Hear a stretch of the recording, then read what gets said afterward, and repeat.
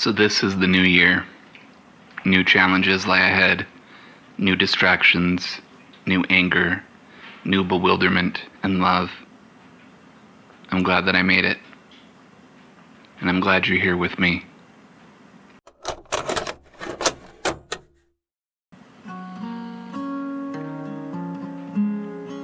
A lot can happen in a year. I've never been one for resolutions. I don't feel like we need an excuse to change. Rather, change should be constant. Furthermore, we never fail to change like one might fail their resolution. It is only ever delayed. You are allowed as much time as you wish to play in the waters of your current persona. And yet, there is something inviting about the new year. A blank slate fell all around the world. January is the time of renewal, rising as the big ball drops. Our spirits ascend in the comfort of knowing we made it through another year, and most of us will make it through the next. The transition from one day to the next has always interested me. A habitual night owl, I see midnight more often than not, but the next day does not begin for me, at least until separated by a sleep. In this way, time is relative. In this way, New Year's Eve is magical, a liminal time-space shared in homes around the world. Collectively, we hold on to our consciousness and choose to suspend ourselves in the past year for just a little longer. We party, dance, kiss, or watch television. Even children stave off the Sandman simply for the curiosity of what is to come. And the moment when it hits you feels much like any other moment, which is to say, the present. It is only in retrospect, when a year finally assumes a personality, a quality on which we can reminisce and dwell.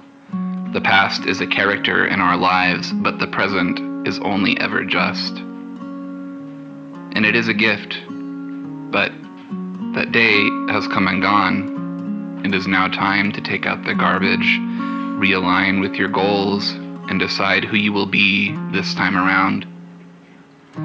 So, my stance on resolutions has softened a bit. Similarly, holiday gift-giving is obligatory and perhaps in many ways a capital manufactured tradition.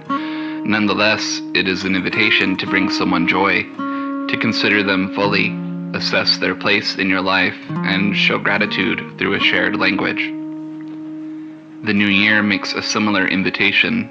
The tradition of resolutions is an opportunity, and like any other, may be embraced or declined. Mind you, you are the only accountant for your yearly activity, so don't feel ashamed if you must fudge the numbers. But like any trip or dream, intention is everything. Set and setting. Where are you? Where do you want to be? How will you get there?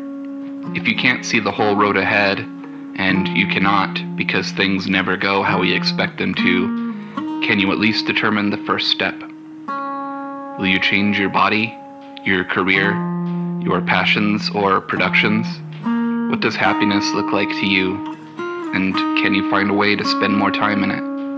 More time in love? Which habits would you be better off without, and which might bring you peace of mind?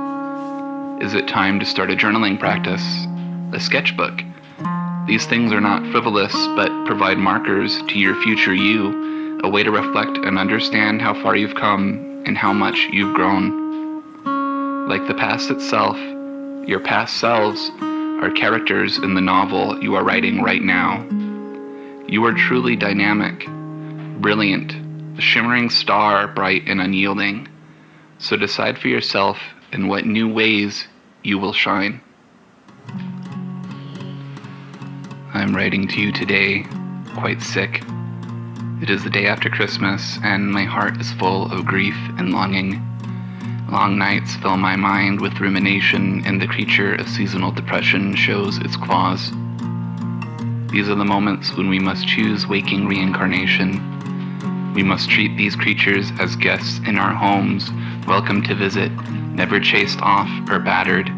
We furnish our souls with the wisdom we have gained so that their stay is comfortable and our negative attachments do not forge resentful chains. and while grief rests on the bed of my soul, I shall continue to build.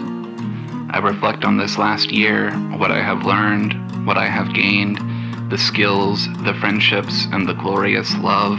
All of these become brick and mortar for a new me, a better me. My resolution is to answer the call of destiny, to remain flexible to the whims of the universe while staying true to myself. I resolve to create space for the wounded, the hateful, the frightened, the enlightened, the seekers and the keepers of secrets. I resolve to be both a guiding light when called upon, and to be guided by the lights which grace the edges of my reality. I resolve to play, to honor my inner child, to make love of fear and bear witness to the nightmares with curiosity and kindness. I resolve to protect the hearts which entrust themselves to my care while guarding my own with the same reverence. I resolve to pride. I resolve to the shade of gray. I resolve to wear my ego like armor, yet revel in the ecstasy of my soft body and the subtle dance of nervous wires which give sensation to my spirit. I resolve to seek new music, watch new television, play new games, and make new names for myself as I continue on this journey of self-discovery, draped in this performance, in this American drag. You don't always get what you go after, but you do get what you wouldn't have got if you hadn't gone after what you didn't get. Thank you to my patrons and Complete Club members, Flem de la Fleming, Chris Curious, Martina Duran, Transcending Void, and Walking on Cats. I appreciate you. I love you. I am excited to spend the new year with you. And I will see you next time.